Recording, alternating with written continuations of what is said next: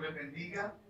Por favor, tomen asiento para que oremos antes de dar inicio con el sermón.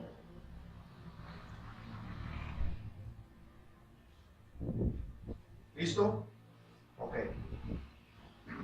Amado Padre que estás en los cielos, oh Señor, por los méritos de nuestro bendito Señor Jesucristo, nos presentamos delante de ti en esta mañana, dándote gracias, Padre, porque tú eres bueno en gran manera, tus misericordias las vemos cada mañana. Hoy como tu iglesia, Señor, como tu pueblo, nos hemos congregado en el nombre de tu Hijo para ser, Señor, edificados, para ser exhortados y consolados a través de la predicación de tu bendita palabra. Por esa razón, Señor, te ruego que por favor permita que este vaso de barro pueda exponerla con fidelidad. Que tu Santo Espíritu, Señor, nos guíe y nos ayude a que nuestro corazón esté atento, Señor, a lo que tú dices.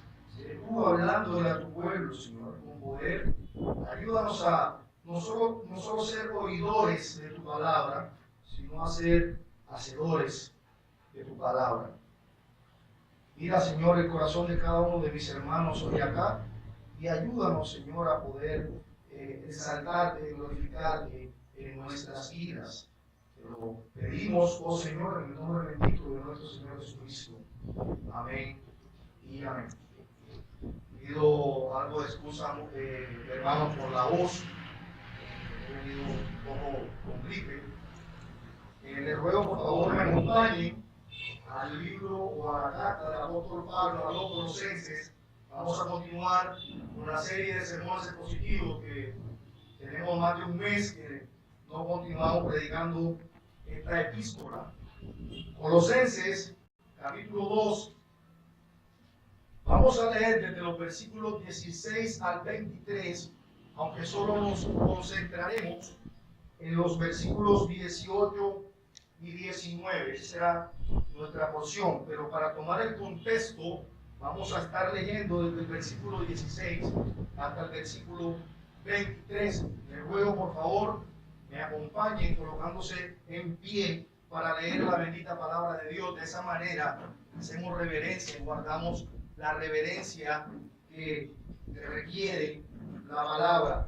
Leo para ustedes.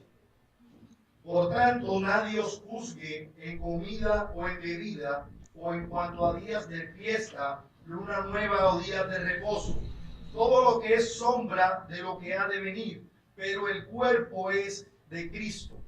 Nadie os prive de vuestro premio, afectando humildad y culto a los ángeles, entrometiéndose en lo que no ha visto, vanamente hinchado por su propia mente carnal, y no haciéndose de la cabeza, en virtud de quien todo el cuerpo, nutriéndose y uniéndose por las coyunturas y ligamentos, crece con el crecimiento que da Dios. Pues si habéis muerto con Cristo en cuanto a los rudimentos del mundo, ¿por qué? Como si vivieses en el mundo, os sometéis a preceptos tales como no manejes, ni gustes, ni aun toques, en conformidad a mandamientos y doctrinas de hombres. Cosas que todas se destruyen con el uso. Tales cosas tienen a la verdad cierta reputación de sabiduría en culto voluntario, en humildad y en duro trato del cuerpo, pero no tienen valor alguno contra los apetitos de la carne. Muchas gracias, hermanos, me pueden sentar. Una de las cosas que nosotros solemos muchas veces pasar por alto es que el peligro más inminente para el cristianismo no se presenta abiertamente como algo pecaminoso, no se presenta visiblemente como algo pecaminoso, sino que por el contrario, por lo general viene disfrazado de religiosidad. Cuando nos encontramos frente a un enemigo que evidentemente se muestra en contra de nuestra fe, pues solemos estar alerta para poder contrarrestar los ataques de ese enemigo.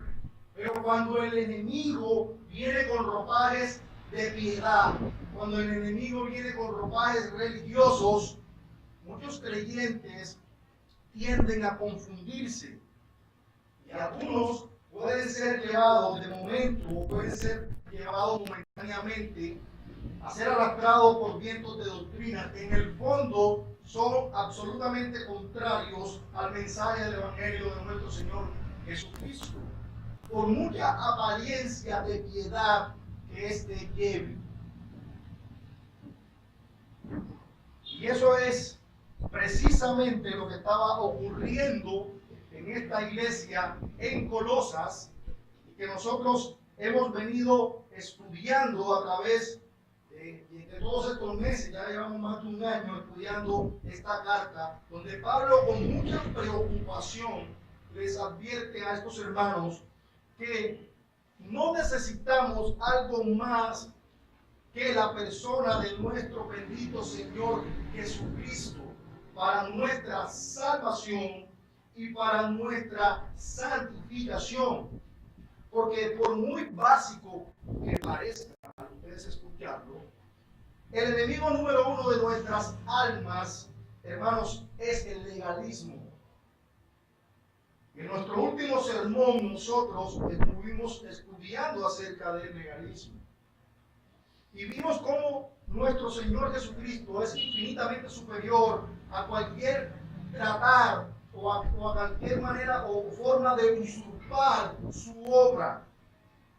Nosotros definíamos el legalismo como el querer ganar el favor de Dios a través de nuestra obediencia, ya sea una obediencia a la ley moral de Dios o ya sea una obediencia a mandamientos de hombres, con el fin de sentir aceptación para con Dios, para con nosotros mismos o para la sociedad. Y eso es lo peligroso del legalismo, porque no viene abiertamente como algo pecaminoso, sino todo lo contrario. Viene con ropajes muy finos de humildad y de piedad que suelen confundir a muchos hermanos, que a la final terminan cayendo en el lazo destructor de esta herejía. Así que, ¿por qué el legalismo es tan peligroso? Hermanos, porque busca destituir, usurpar, robar el lugar legítimo que solo tiene nuestro bendito Señor y Salvador Jesucristo. Porque es gracias, recuerden, es gracias a su obra que nosotros podemos presentarnos delante de Dios. Es gracias a su justicia, la cual nos es imputada, que nosotros tenemos herencia en los cielos. No es por nada de lo que usted ha hecho o deje de hacer. Y es ahí el peligro del legalismo. Porque cuando no entendemos eso, vivimos un cristianismo sin gozo. Vivimos un cristianismo sin contentamiento, donde lo que siempre vivimos es frustrándonos. ¿Frustrándonos de qué? De nuestra incapacidad, de nuestro pecado. Decíamos también que en el legalismo la obediencia viene primero y después la aceptación. Y nadie acá puede decir que su corazón no siente eso primeramente. Todos nosotros, por nuestro pecado, por nuestra naturaleza caída, tendemos a mirar con aceptación o sentirnos aceptados, con base en nuestra obediencia, con base en nuestro quehacer.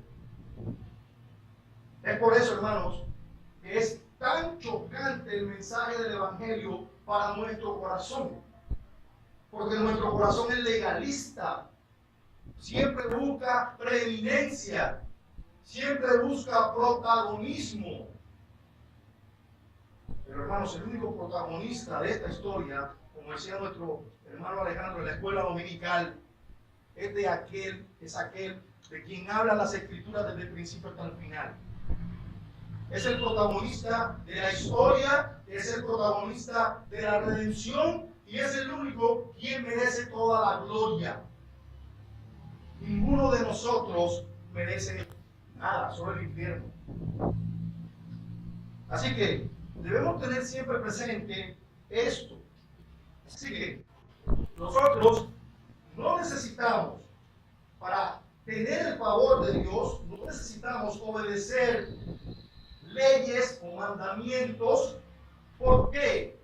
Porque nosotros confiamos, creemos en aquel que fue entregado por nuestras transgresiones y resucitado para nuestra justificación, como dice el apóstol Pablo en Romanos capítulo 4, versículo 25. Es en Cristo en quien están depositadas nuestras esperanzas, y es en Él en quien nosotros tenemos aceptación. Pero no solo era el peligro del legalismo lo que amenazaba a estos hermanos en Colosas, sino que también estaba el misticismo y el ascetismo. En la mañana de hoy estudiaremos el misticismo en un sermón que he titulado Cristo superior al misticismo. El próximo domingo, si el Señor lo permite, estaremos estudiando Cristo superior al ascetismo. ¿Por qué, hermanos? Porque Cristo es todo suficiente Salvador, siendo Él el único mediador entre Cristo y los hombres. Y por esa razón, Cristo es superior a cualquier sistema humano. ¿En qué radica la superioridad de Cristo sobre el misticismo? Bueno, el apóstol Pablo nos da dos razones por las que nosotros debemos descansar únicamente en la suficiencia de Cristo, no solamente para nuestra salvación, sino también para nuestro crecimiento espiritual. Así que veremos dos epígrafes en nuestro sermón. El primero de ellos, la superioridad de Cristo y el culto a los ángeles, versículo 18. Y en segundo lugar, la superioridad de Cristo sobre el misticismo como cabeza de la iglesia, versículo 19. Así que desarrollemos nuestro primer encabezado. Leamos nuevamente el versículo 18. Nadie os defraude, nadie os descalifique de vuestro premio, deleitándose en la humillación de sí mismo y en la adoración de los ángeles, basándose en las visiones que ha visto, hinchado sin causa por su mente carnal. Leo la versión de la Biblia de las Américas.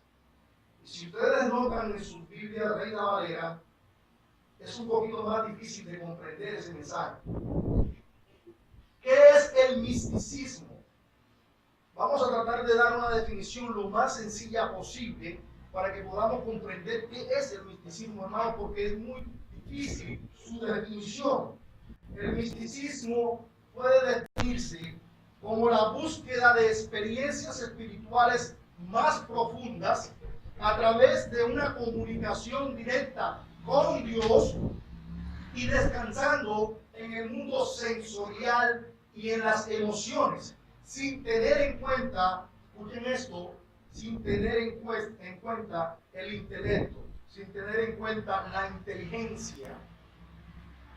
En otras palabras, en el misticismo se busca una experiencia espiritual sobrenatural donde tú puedes interactuar directamente con Dios sin intermediarios y descansando únicamente en la iluminación interna.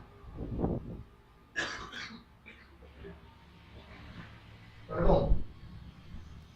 Por supuesto, el pasaje favorito de los místicos es el de Juan, capítulo 1, versículo 9, donde el apóstol Juan decía que aquella luz verdadera que alumbra a todo hombre venía a este mundo. Ellos toman este pasaje y dicen, hay una luz verdadera en todo hombre. Por lo tanto, lo que nosotros debemos hacer es buscar esa luz dentro de nosotros y de esa manera conectarnos con Dios. Voy a citar la palabra de un místico contemporáneo. Esta frase la tomé de una página de internet del misticismo, que dice lo siguiente: ya despejado de todo lo material que tiene el mundo, el místico emprende a continuación las siguientes etapas. el infinito del espacio, el infinito de la conciencia, una región donde nada existe, una región donde no existe percepción ni ausencia de percepción. Todo esto con el fin de que toda percepción pueda llegar al nirvana. ¿Se escucharon? Voy a repetir. Las etapas del misticismo son las siguientes: el infinito del espacio, el infinito de la conciencia, una región donde nada existe, es decir, la perfecta ignorancia. Por eso en la definición decíamos que los místicos tratan de despojarse del intelecto, de la razón. Una región donde no existe percepción ni ausencia de percepción. Todo esto con el fin de que toda percepción pueda llegar al nirvana, al mayor o al más alto punto de éxtasis en que un místico llega. Es por esto, hermano, que es tan común que los místicos recurran a todo tipo de mantras. Ustedes saben que es un mantra. Un mantra es una técnica que consiste en la repetición de palabras, en la repetición de frases, para tratar de olvidar cualquier tipo de pensamiento coherente, para tratar de olvidarse de cualquier pensamiento racional y así poder entrar en una etapa de éxtasis y lograr así, dicen ellos, una conexión mística con Dios. En palabras más sencillas, dejas de pensar en absolutamente todo lo que existe y repite esta palabra. Y repitiendo esa palabra, se te va a olvidar que debes la luz, que debes el agua, que debes el arriendo, que no has hecho el mercado. Eso es un mantra. Pero como decía cierto comentarista, esta experiencia no es otra cosa que un trance de hipnosis. Es algo hipnótico y en el peor de los casos una experiencia demoníaca. Pero mis hermanos, la Biblia enseña claramente que lo que los místicos pretenden enseñar es una mentira, porque nadie, absolutamente nadie, puede acercarse a Dios de una manera directa, como enseñan los místicos. Nosotros necesitamos de un mediador para podernos acercar a Dios. Y ese mediador no es otro que Cristo, el Hijo de Dios. Esto es precisamente lo que el apóstol Pablo le dice a Timoteo, en 1 Timoteo capítulo 2, versículo 5. Pablo dice, porque hay un solo Dios y un solo mediador entre Dios y los hombres, Jesucristo hombre. Es por esa sencilla razón, no otra, que nosotros cuando oramos al Padre debemos hacerlo en el nombre de Jesús, en el nombre de Cristo. Pero lastimosamente, esas palabras también las hemos tomado como una especie de mantra, como una especie de palabra mágica. Claro, termino la oración y digo en el nombre de Jesús, y como ya no es abracadabra, sino en el nombre de Jesús, entonces mi oración será concedida. Y eso es una completa distorsión de lo que realmente significa orar en el nombre de Jesús. Orar en el nombre de Jesús no es un mantra. Orar en el nombre de Jesús significa que yo me presento delante del Padre, no en mis méritos, porque ustedes saben cuántos méritos tengo. Ninguno. Yo no poseo ningún mérito. Yo me presento delante del Padre por los méritos de Cristo. Es gracias a sus méritos que yo tengo una herencia hoy en los cielos. Eso es orar en el nombre de Jesús. Voy en su nombre, porque en mi nombre yo no tengo cuentas en el cielo.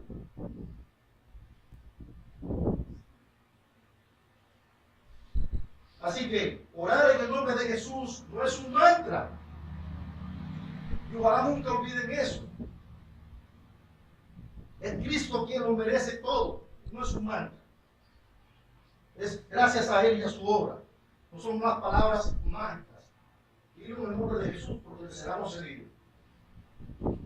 Así que, hermanos, lo que yo realmente necesito, y dice la Escritura, necesitamos un mediador entre Dios y los hombres. Pero no solamente necesitamos un mediador para hablar con Dios, sino que además necesitamos un mediador para seguir creciendo en Cristo.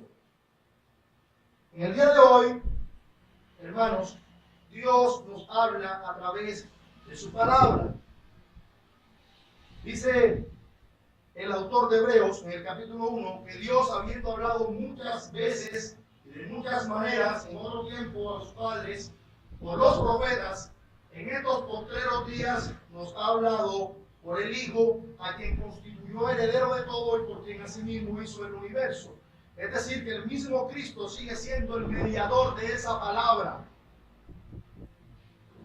Así que es Cristo la máxima revelación de la palabra de Dios. Ahora bien, si Dios se revela al hombre a través de la palabra escrita, es más que lógico, hermanos, es apenas obvio que el intelecto juega un papel muy importante en nuestra relación con Dios.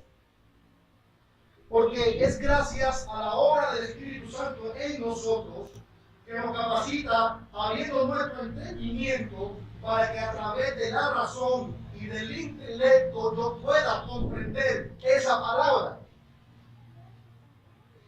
Es por esto que cuando el Señor Jesucristo le preguntaron en Mateo 22, versículo 37, que cuál era el mandamiento más importante, nuestro Señor respondió: amarás al Señor tu Dios con todo tu corazón, con toda tu alma y con toda tu mente. No podemos hacer a un lado la mente. No podemos desechar el intelecto. Y Pablo en Romanos capítulo 12, versículo 1, dice que os ruego, hermanos, por la misericordia de Dios, que presentéis vuestros cuerpos en sacrificio vivo, santo, agradable a Dios, que es vuestro culto racional. Vuestro culto racional. Mis hermanos, la adoración que nosotros le damos al Señor es una adoración racional. Por lo tanto, esta adoración debe necesariamente involucrar el intelecto. Debe involucrar la razón. Debe involucrar la inteligencia. No hacerla a un lado como enseñan los místicos. Hermanos, conocer a Dios y conocer la voluntad de Dios requiere de entendimiento. Dice la Escritura, el que esté o que carezca de entendimiento o de sabiduría, que lo pida. Nosotros estudiamos cómo el apóstol Pablo, en el capítulo 1, versículo 9, oraba por estos hermanos en Colosas. ¿Y cuál era la oración que Pablo hacía? Oraba para que fueran llenos del conocimiento de la voluntad de Dios. Vayan conmigo al capítulo 1, versículo 9, por favor.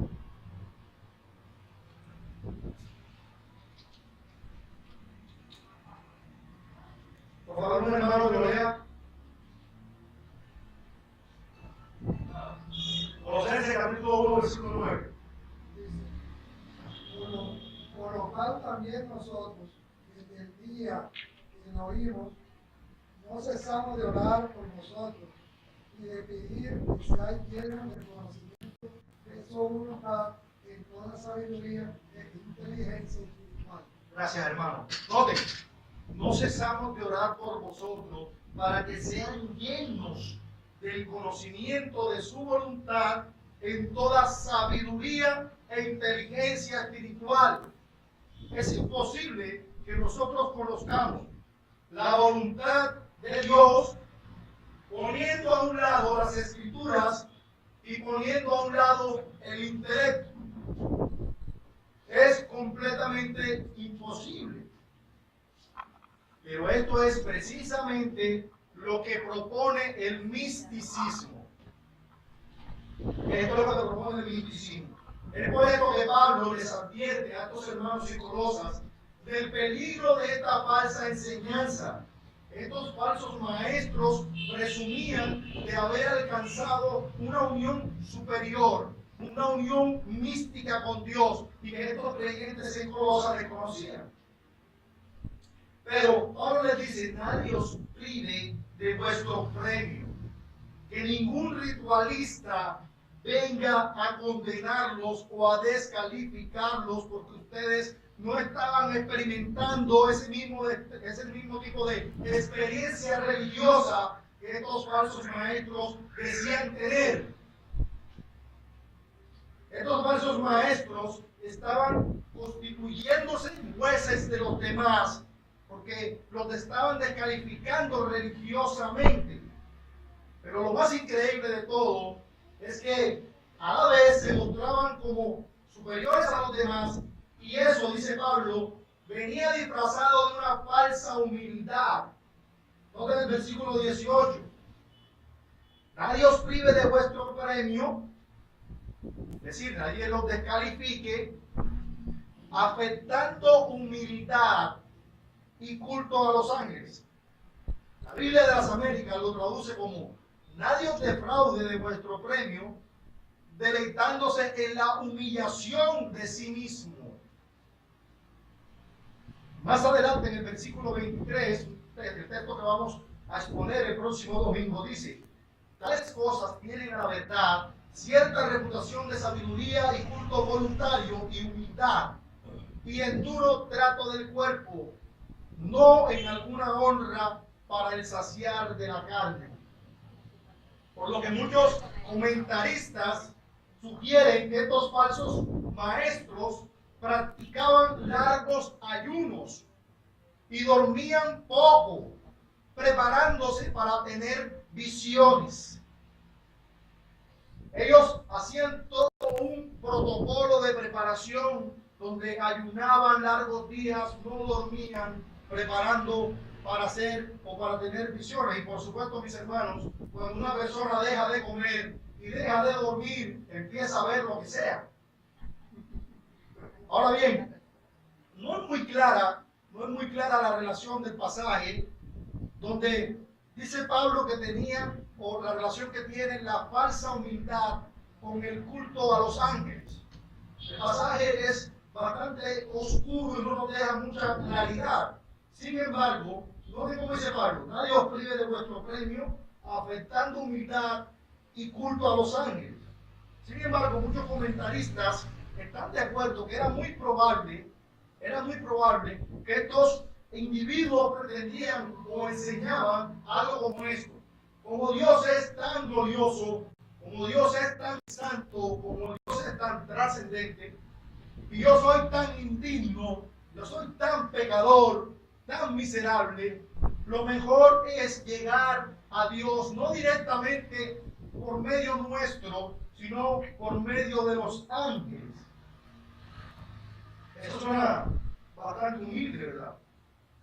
Yo soy tan pecador, tan miserable, tan indigno, que no puedo llegar directamente a Dios.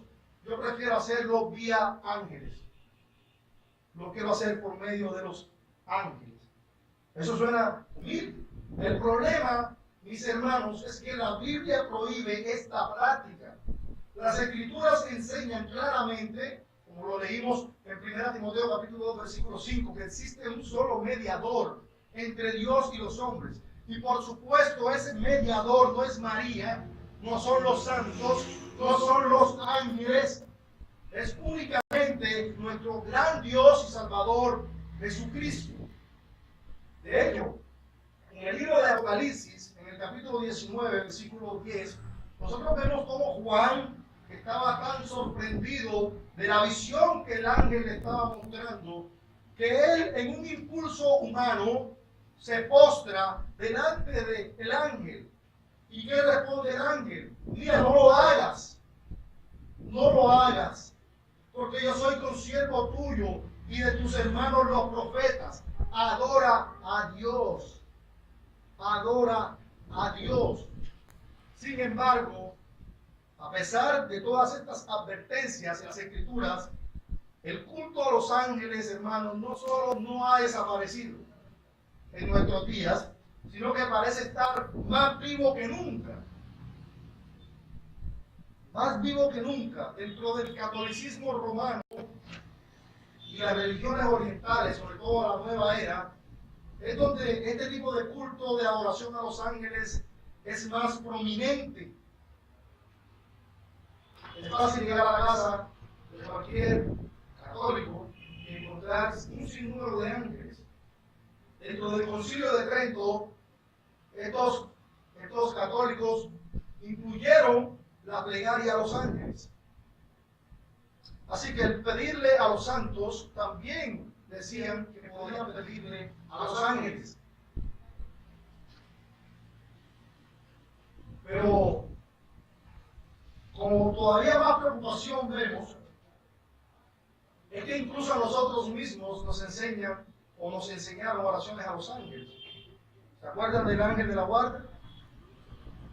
El ángel de la guarda que nos acompaña, como el desamparo que nos defendía. Esa oración parece bastante inocente, ¿verdad?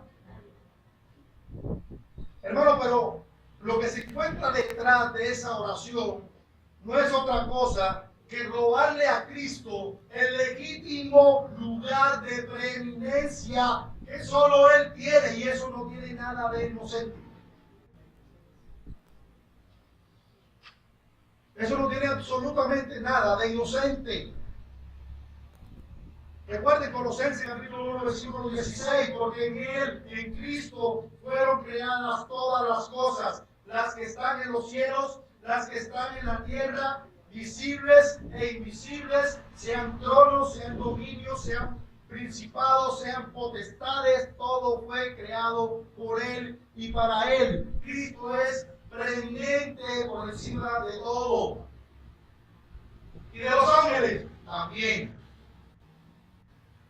Pero ¿en qué se basaban estos falsos maestros, sus prácticas religiosas? Según ellos tenían visiones. Según Pablo, nos dice que eso no era otra cosa que el producto de una mente orgullosa y carnal. Noten el versículo 18 otra vez. Nadie os defraude de vuestro premio deleitándose en la humillación de sí mismo, en la adoración de los ángeles, basándose en las visiones que han visto, hinchados sin causa por su mente carnal.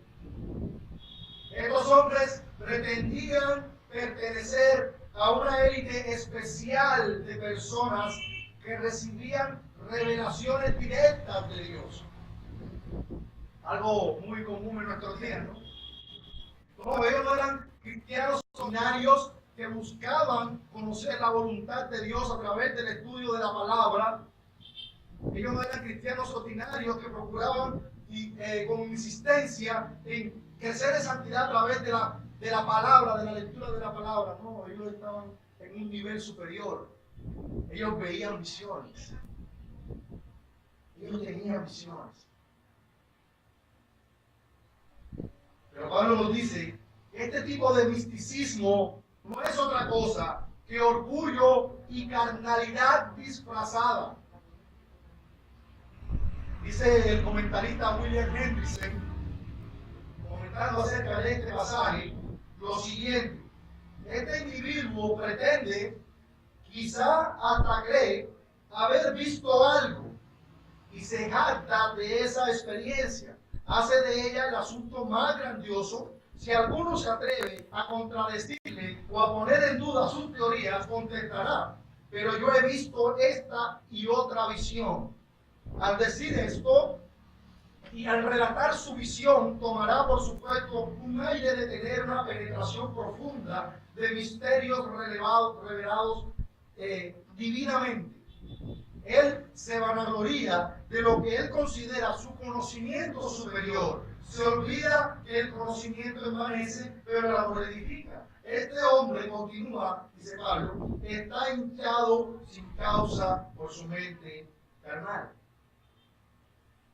Mis hermanos, aunque alguien tenga apariencia de piedad, y este alguien se jacte y clame de haber visto visiones, esto no significa o no lo constituye como un maestro espiritual de los cristianos. El verdadero maestro lo que hace es enseñar la bendita palabra de Dios para guiarlos a Cristo, y eso era exactamente lo que los falsos maestros en Colosa no estaban haciendo. Ellos no tenían la cabeza o no se hacían a la cabeza que es Cristo. Eso nos lleva a considerar nuestro segundo punto, la superioridad de Cristo sobre el ascetismo como cabeza de la iglesia, versículo 19. Pero no haciéndose, no aferrándose, no agarrándose, no abrazando la cabeza, de la cual todo el cuerpo, nutrido y unido por las coyunturas y ligamentos, crece con un crecimiento que es de Dios. Hermanos, en resumen, este era el verdadero problema de los falsos maestros en Colosas. Ellos no descansaban únicamente en Cristo, ni para la salvación, ni para su crecimiento espiritual. Ellos se captaban, y la base de su enseñanza era sus experiencias personales. Algo parecido con la realidad hoy. El Señor me dijo, pero la palabra de Dios dice no, el Señor me dijo. Yo lo vi, yo lo sentí, yo lo experimenté. Hermano, y la palabra de Dios, no me importa, yo lo viví.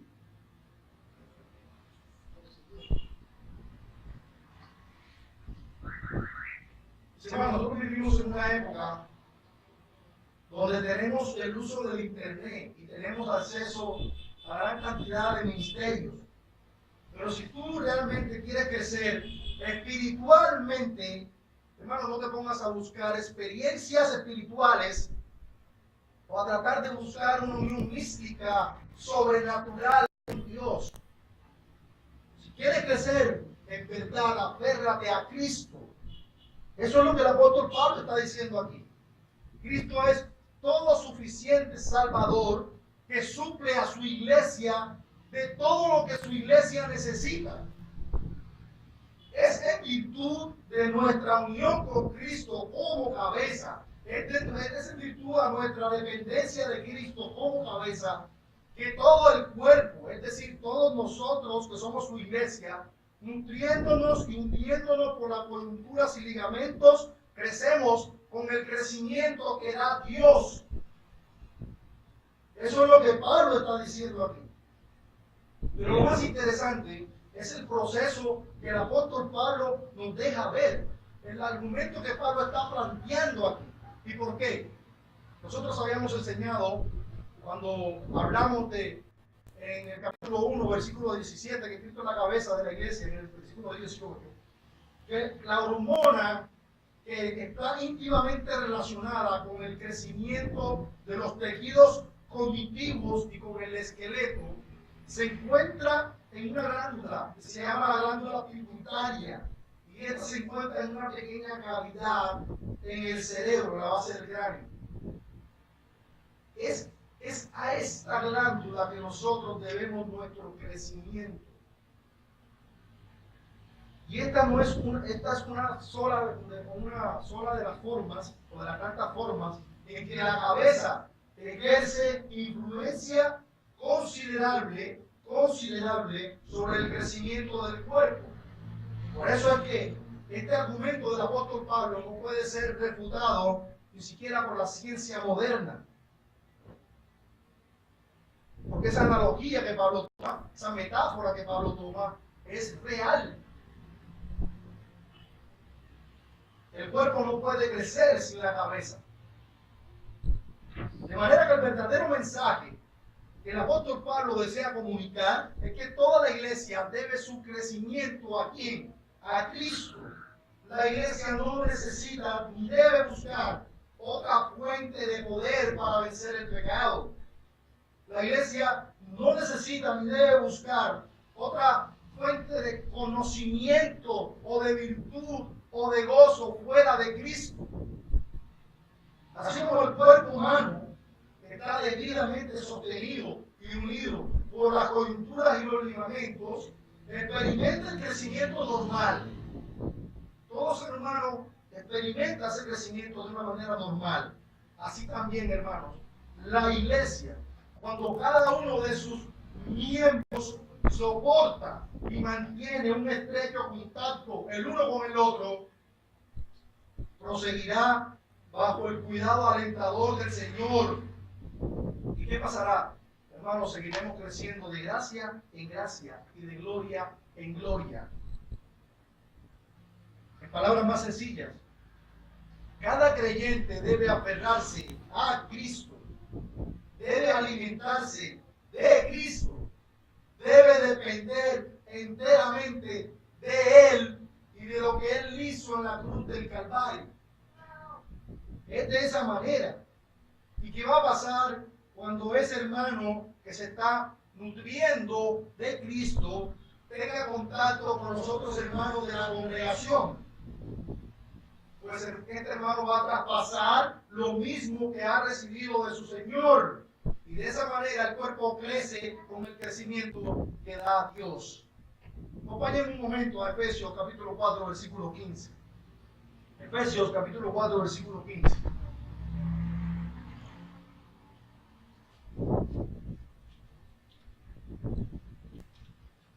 Dice Pablo, antes, hablando la verdad en amor, crezcamos en todas las cosas en aquel que es la cabeza, en Cristo, de quien todo el cuerpo bien ligado entre sí y unidos por cada coyuntura suple conforme a la suficiencia y medida de cada miembro, hace que el cuerpo crezca para la edificación de sí mismo en amor.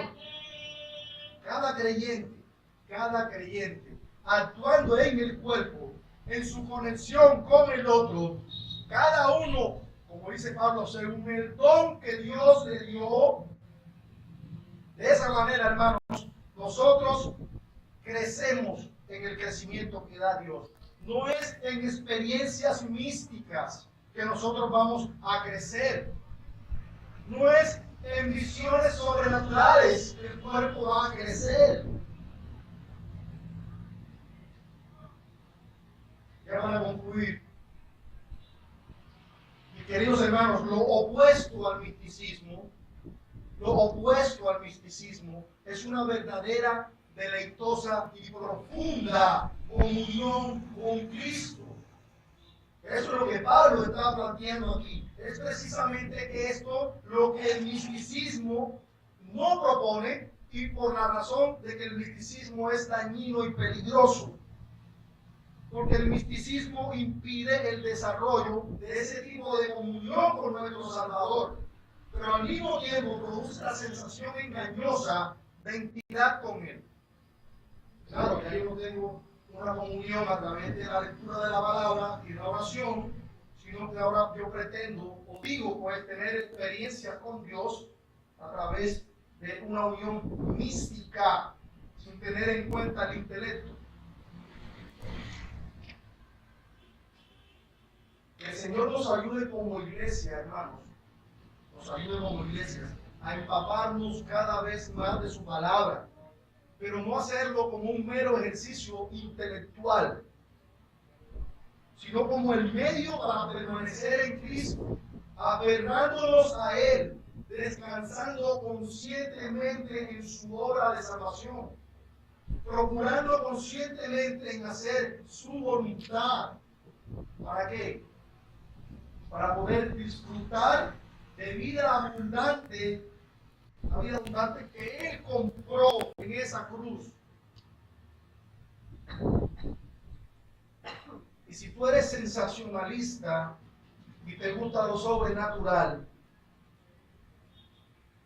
si tú no estás tranquilo únicamente con la lectura de la palabra y la oración, sino que esperas algo más grandioso y sobrenatural, de visiones,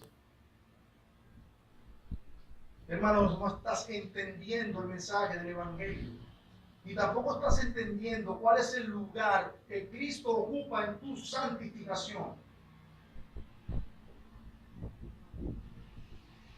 No es a través de experiencias, no es a través de visiones, que es por medio de Cristo. Que el Señor bendiga hoy su palabra, produciendo en nosotros frutos abundantes. Que el Señor bendiga nuestra iglesia. Vamos a orar. Padre, gracias por tu palabra, Señor. Perdona las dificultades, las limitaciones del predicador. Oh Señor, pero como tu palabra lo dice, tu palabra jamás regresará vacía, Señor. Sé tú llenando cada corazón de mis hermanos. Sé tú supliendo, Señor, sus necesidades espirituales. Sé tú, Señor, ayudándonos en tu crecimiento. Ayúdanos a asirnos de Cristo, a descansar en Él, a aferrarnos a Él, para que juntos como iglesia, Señor, sigamos creciendo en aquel que es la vida. Gracias, te lo pedimos en el nombre de Jesús. Amén, amén.